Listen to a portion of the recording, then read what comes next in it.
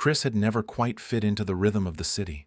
At 13, he was a wiry kid with a mop of unruly brown hair and a restless energy that clashed with the gridlocked streets and towering skyscrapers that defined his world.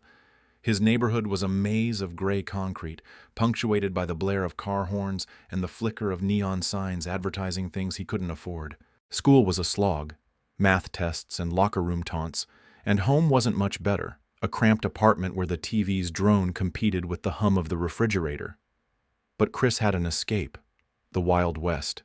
He'd grown up devouring cowboy movies, the kind with grizzled gunslingers and endless plains, where men lived by their wits and the strength of their horses. His bedroom was a shrine to that dream. Faded posters of John Wayne taped to the walls, a plastic six-shooter on his nightstand, and a dog-eared library book about ranch life he'd read a dozen times. He'd lie awake at night, staring at the water-stained ceiling, imagining the creak of a saddle and the scent of sagebrush instead of the stale city air seeping through his window. That Wednesday afternoon, the city was as unforgiving as ever. A sharp wind whipped through the streets, tugging at Chris's hoodie as he trudged home from school, his backpack bouncing against his spine. He kept his head down, dodging puddles and the occasional passerby, until a flash of movement caught his eye. A cowboy hat, the cowboy hat, tumbled down the sidewalk like a tumbleweed in one of his movies. It was a beauty. Rich brown leather, edges frayed from use, with a braided band that gave it a rugged charm. Chris lunged for it, snagging it just before it skittered into a storm drain. He straightened up, brushing off the dust, and glanced around. The street was a blur of indifferent faces, businessmen on phones, kids kicking a can. No one seemed to be missing a hat. "Finders keepers," he muttered, plopping it onto his head. It was too big, slipping down to shadow his eyes, but the weight of it felt like a crown. He adjusted his stride, adding a little swagger as he walked, picturing himself riding across a sun-scorched prairie. He tipped the brim to an imaginary barmaid, chuckling at his own theatrics, and by the time he reached his apartment building, he was deep in a fantasy, lassoing cattle, camping under the stars, living a life unbound by city walls. The elevator was out again, so he took the stairs 2 at a time, the hat bouncing with each step. In his room, he kicked off his sneakers and stood before the smudged mirror on his closet door. "Well, howdy there, stranger," he drawled, mimicking the cowboys he idolized. The hat made him look taller, tougher, almost like the hero he wanted to be. He reached to take it off, planning to stash it under his bed, when a strange, prickling sensation danced across his scalp. It was subtle at first, like the buzz of a fly he couldn't swat, but it grew, spreading down his neck and into his shoulders. His fingers froze at the hat's brim, and his reflection seemed to shimmer. "What the—" he started, but his voice cracked as the tingling sank deeper, warming his bones. His hair, short and scruffy, began to move, strands lengthening, curling, spilling out from under the hat in waves of sun-bleached blonde. He yanked his hand back, staring as his reflection shifted. His jaw softened, his cheekbones lifted, and his eyes widened into a striking hazel he didn't recognize. The room spun, or maybe he did, and he gripped the edge of his desk, his knuckles whitening. His body stretched upward, his hoodie tightening as his frame grew leaner, taller, stronger. His chest tingled, then ached, and he gasped as it swelled, pushing against the fabric until the zipper groaned. His hips flared, his legs lengthened, and his sneakers morphed. Rubber melting into leather, heels rising into sturdy cowboy boots that thudded against the floor. Panic surged, but it was drowned by a flood of sensation. His skin toughened yet softened, calluses forming on hands that now knew work, while his muscles tightened with a strength he'd never had. A heat bloomed in his core, unfamiliar and insistent, and his mind raced to catch up. The city outside his window blurred, the skyline dissolving into a golden haze. When it cleared, he wasn't in his room anymore. He stood in a barn, dust motes swirling in shafts of sunlight, the air thick with the musk of horses and the sweetness of hay. The hat sat snug on his head, perfectly fitted, and the boy he'd been felt like a fading dream. Cheryl blinked, her breath steadying as new memories unfurled like a lasso catching a calf. She remembered the city, but it was a shadow, a life she'd shed years ago when she'd traded asphalt for earth, suits for spurs. She ran a hand over her denim-clad thigh, feeling the taut muscle beneath, and flexed her fingers. Capable, weathered, hers. She was no stranger to this body, sculpted by hauling feed sacks, breaking colts, and riding fence lines under a relentless sun. And with that came a flood of knowledge: how to mend a bridle, when to rotate the herd, the best way to calm a spooked mare. But there was more: a confidence, a swagger, and a heat in her blood that wasn't just from the day's work. Cheryl stepped out of the barn, boots crunching on gravel, and surveyed her domain.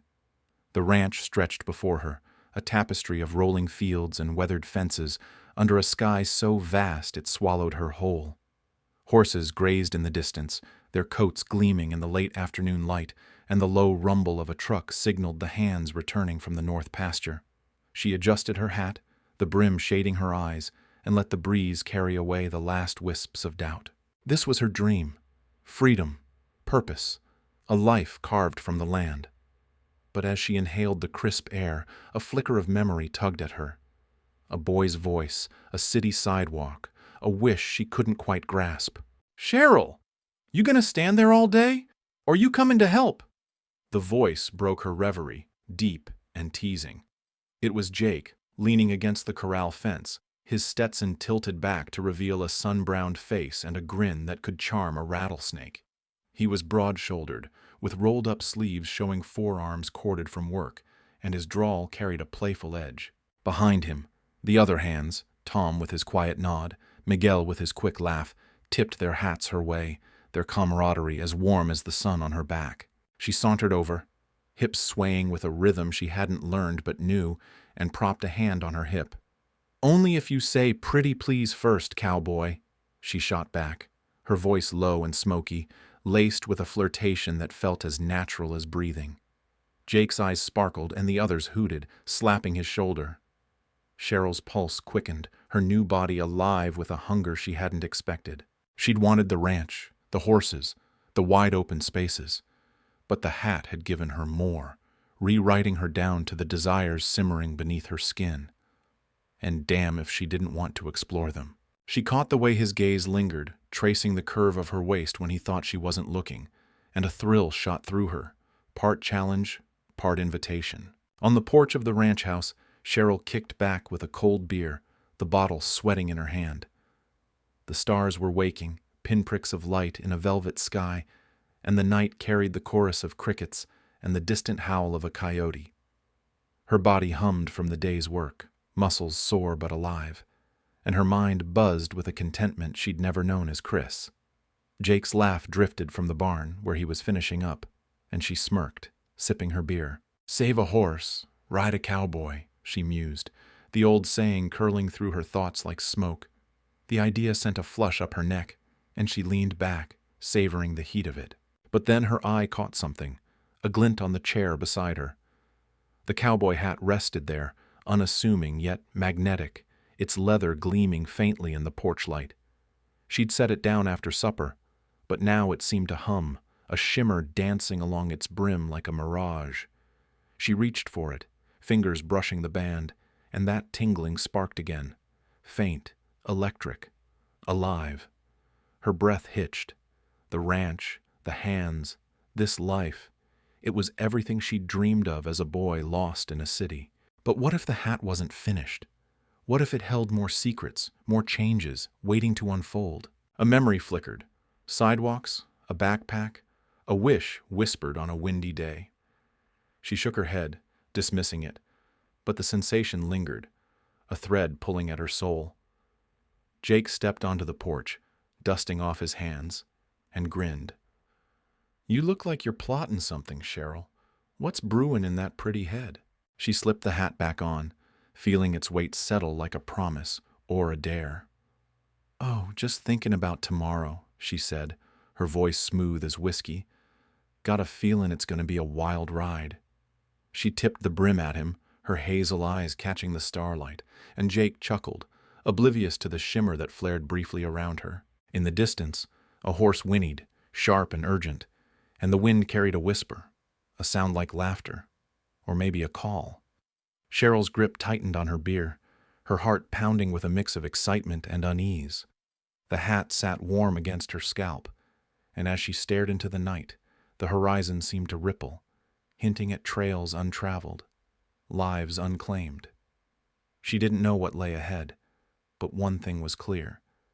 She was no longer just a dreamer. She was a rider, and this was only the beginning.